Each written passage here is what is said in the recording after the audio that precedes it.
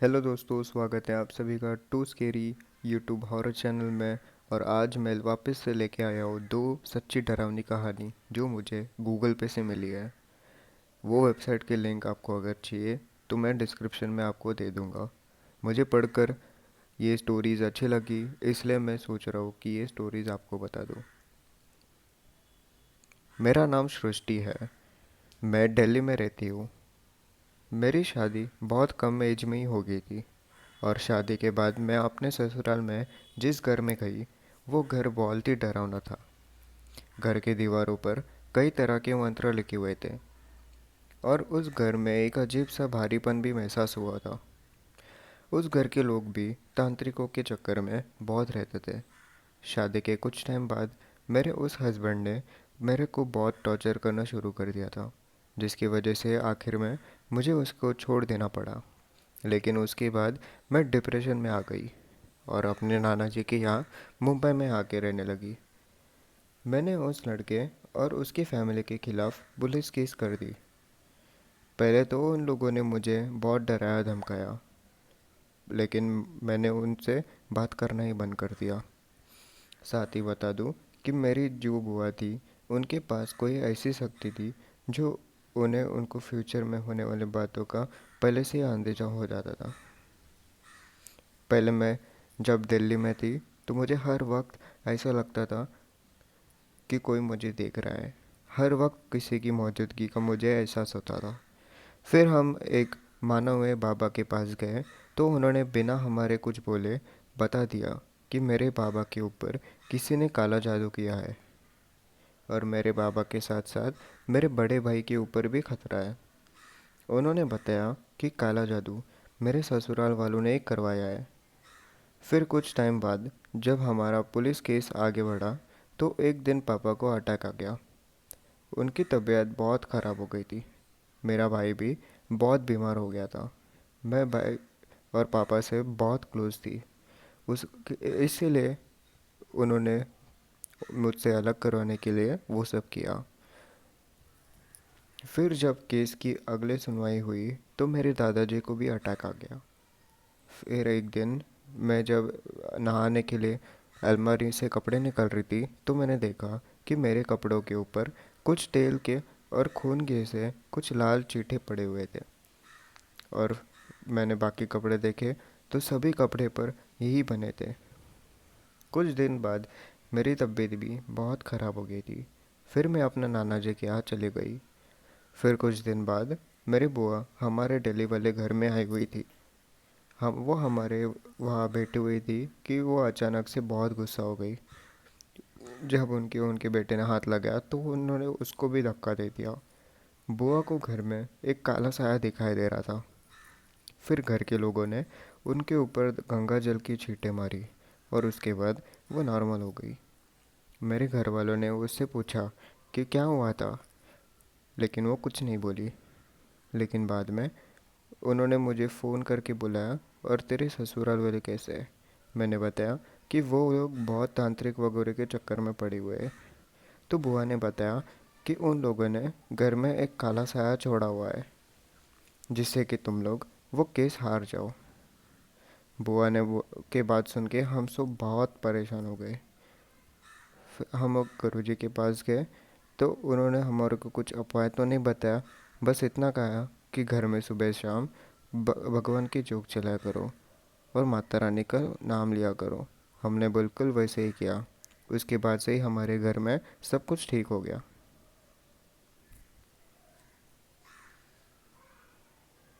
मेरा जीजा जी का नाम वासिद है। वो शाहजहाँपुर में रहते हैं। एक बार मेरे जीजा जी कुछ दिनों के लिए दिल्ली गए थे किसी काम से। फिर दिल्ली में अपना काम ख़त्म करके वो कुछ दिन बाद वापस आए। उनकी रात की ट्रेन थी और घर पहुंचते पहुंचते उन्हें सुबह के 3 बज गए थे। इतनी रात में जब जीजाजी अपने मोहल्ले के पास पहुंचे तो उनको बाहर सड़क पे एक आदमी तैरते हुए दिखाई दिया। वो उसके पास गए तो पता चला कि वो उनके मोहल्ले में दिलीप चाचा थे। दिलीप चाचा ने जीजाजी से पूछा, अरे वासिद, तुम दिल्ली से आ गए क्या? जीजाजी बोले कि हाँ चाचा, मैं आ गया। लेकिन आप इतनी रात को सड़क पे क्या कर रहे हैं? तो वो बोले, कुछ नहीं, बस ऐसे ही खुली हवा खाने आया था। फिर मेरे जीजाजी ने उनसे हाथ मिलाया और अपने घर आ गए। अगले दिन जब वो अपने मोहल्ले में घूम रहे थे तो उन्हें दिलीप चाचा का लड़का दिखाई दिया। उसने अपने सर के बाल मुंडवाए हुए थे। जीजाजी ने उनको पूछा कि क्या हुआ तुम्हें, बाल क्यों मुंडवाए हुए हैं? तो वो दुखी मन से बोला कि मेरे पापा की मौत हो गई है। उसकी बात सुन के जीजाजी गुस्सा हो गए। बोला, ऐसा क्यों बोल रहे हो अपने पापा के बारे में? तुम्हारे पापा तो जिंदा हैं। वो बोला, नहीं, मेरे पापा मर चुके हैं। लेकिन जीजाजी को उसकी बात पे यकीन ही नहीं हुआ। तो वो लड़का वो उनको अपने घर पे लेके गए तो पता चला कि सच में कुछ दिन पहले ही दिलीप चाचा की मौत हो गई थी। तब जीजाजी ने उन लोगों को बताया कि मैं तो कल रात ही दिलीप चाचा से मिला हुआ था और उनसे हाथ भी मिलाया था। वो बाहर सड़क पर टहल रहे थे। उनकी बात सुन के सब लोग डर गए और सबसे ज़्यादा जीजाजी डर गए थे, ये सोच के कि एक दिन पहले एक भूत से हाथ मिलाया था। डर के मारे उनको बहुत दिनों तक बुखार रहा। मेरा नाम सुशी कुमार है। मैं गोरखपुर के रहने वाला हूँ। ये कहानी मुझे मेरे दादाजी ने बताई हुई है। बहुत साल पहले एक बार मेरे दादाजी किसी के दूसरे गांव में अपने एक दोस्त के साथ एक दामाद पे गए थे और आते आते उनको 12 बज गए थे।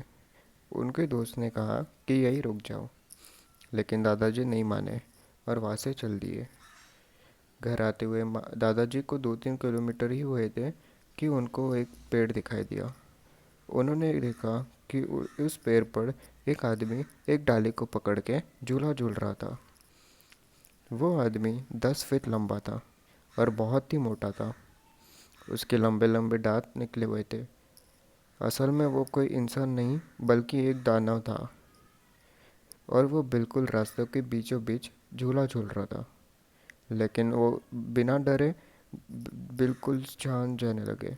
दादाजी से आगे बढ़े, वो झूले से कूद के उनके सामने आ गए।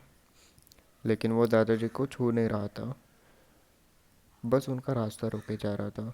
दादाजी जैसे कदम बढ़ाते तो वो उनके सामने आके खड़े हो जाते। ऐसा करते करते दादाजी को 1 घंटा हो गया था, लेकिन वहाँ से आगे नहीं बढ़ पाए। तभी उनको पीछे से एक दूसरा आदमी आता दिखाई दिया।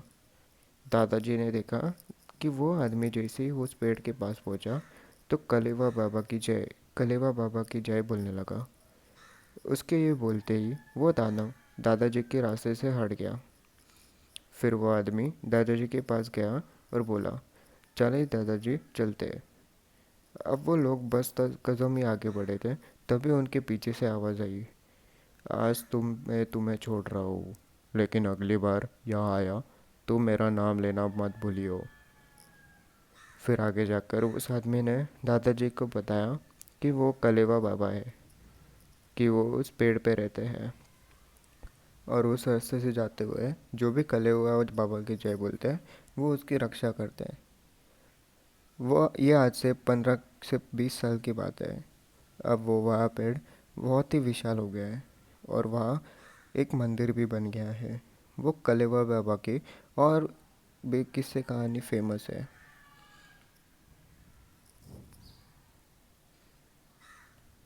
मेरा नाम शाश्वत रंजन है। मैं उड़ीसा के कटक का रहने वाला हूँ। ये बात जो मैं बताने वाला हूँ ये मेरे नाना के साथ हुआ था। मेरे नाना जब जवान थे तो उनको आरजे बनने का बहुत शौक था और एक दिन उनके पास एक फ़ोन आया कि अगर उन्हें आरजे बनना है तो किसी स्टूडियो में परफॉर्मेंस करके रिकॉर्डिंग हमें भेजो। नाना बहुत खुश हो गए थे। फिर नाना अपने बजट में शहर में कोई स्टूडियो ढूंढने लगे रिकॉर्डिंग करने के लिए। तो शहर से दूर पुरी नाम की एक जगह पर उनको एक स्टूडियो मिला जो उनको बजट में था। तो नाना ने अपने स्क्रिप्ट लिखी और शाम होते ही स्टूडियो के निकल पड़े और करीब 3 घंटे बाद वो उस स्टूडियो में पहुंच गए। उस स्टूडियो में नाम था साउंड दादिया। वो स्टूडियो दिखने में ही बहुत अजीब सा था।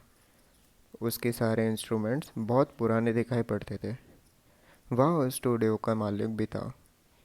तो नाना सब बातों को नज़रअंदाज करते हुए स्टूडियो के अंदर चले गए और अपनी रिकॉर्डिंग पर ध्यान देने लगे। स्टूडियो का मालिक उसके पास ही बैठा था। तभी रिकॉर्डिंग करते करते उनको वहाँ कुछ जलने की बदबू सुनाई दी। नाना ने ओनर से पूछा कि आपको कुछ जलने की बदबू नहीं आ रही क्या? तो वो बोला, नहीं, तुम बस अपने रिकॉर्डिंग पर ध्यान दो, मैं खाना खा के आता हूँ। नाना रिकॉर्डिंग कर ही रहे थे कि अचानक रूम की एसी ने भी काम करना बंद कर दिया। दोस्तों, अगर आपको ये कहानी पूरी सुननी है तो आपको रुकना पड़ेगा कल की वीडियो के लिए।